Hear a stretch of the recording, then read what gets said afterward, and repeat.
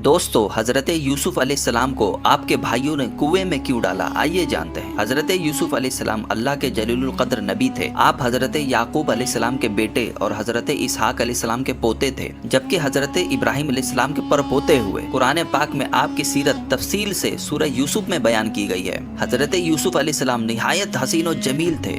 आपकी खूबसूरती बेमिसाल थी। आपके वालिद हजरत याकूब अलैहिस्सलाम आपसे बहुत मोहब्बत करते थे, जिसकी वजह से आपके भाइयों के दिल में हसद पैदा हो गया। हजरत यूसुफ अलैहिस्सलाम ने ख्वाब देखा कि 11 सितारे, सूरज और चांद उन्हें सजदा कर रहे हैं। ये ख्वाब दरअसल मुस्तकबिल की नबूवत और अजमत की अलामत था। और फिर आपने ये ख्वाब अपने वालिद को सुनाया तो हजरत याकूब अलैहिस्सलाम ने हजरत यूसुफ अलैहिस्सलाम से कहा कि अपने भाइयों को ये ख्वाब न बताना, वरना वो तुमसे जलने लगेंगे। हजरत याकूब अलैहिस्सलाम हजरत यूसुफ अलैहिस्सलाम से बहुत मोहब्बत करते थे, जिसकी वजह से हजरत यूसुफ अलैहिस्सलाम के भाइयों ने आपको कत्ल करने का मंसूबा बनाया, लेकिन बाद में आपको कुएं में डाल दिया। फिर एक काफिले ने आपको कुएं से निकाला और मिस्र ले जाकर गुलाम बनाकर बेच दिया। आपको अजीजे मिस्र ने खरीदा और अपने घर ले आया। वहाँ अजीजे मिस्र की बीवी जुलेखा ने आपको गुमराह करने की कोशिश की, लेकिन आपने अल्लाह की पनाह ली और बच निकले। फिर इल्जाम लगने पर आपको कैद कर दिया गया। कैद खाने में आपने कैदियों को ख्वाबों की दुरुस्त ताबीर बयान की। बाद में बादशाह ने एक ख्वाब देखा जिसकी ताबीर सिर्फ हजरत यूसुफ अलैहिस्सलाम ने सही बताई, जिसकी वजह से आपको रिहा कर दिया गया और मिस्र के खजाने का निगरान यानी वजीर खजाना बना दिया गया। फिर हजरत यूसुफ अलैहिस्सलाम ने बादशाह को बताया कि 7 साल तक खेतियां अच्छी होंगी, फिर 7 साल कहत पड़ेगा। आपकी हिकमत इल्मी से मिस्र ने गल्ले को जमा किया और कहत के दौरान अवाम को बचाया। कहत के दौरान आपके भाई अनाज लेने मिस्र आए। बाद में हजरत याकूब अलैहिस्सलाम भी मिस्र तशरीफ लाए और आपसे मुलाकात हुई। उस वक्त हजरत यूसुफ अलैहिस्सलाम का ख्वाब पूरा हुआ जब उनके भाई उनके सामने झुके इज्जत और एहतराम के तौर पर। दोस्तों, हजरत यूसुफ अलैहिस्सलाम के वाक़े से हमें क्या सबक मिला कि सब्र और ईमान की वजह से अल्लाह हमेशा अपने बंदों को कामयाब करता है। और दूसरा, हसद और दुश्मनी इंसान को गुमराही में डाल देता है। और तीसरा,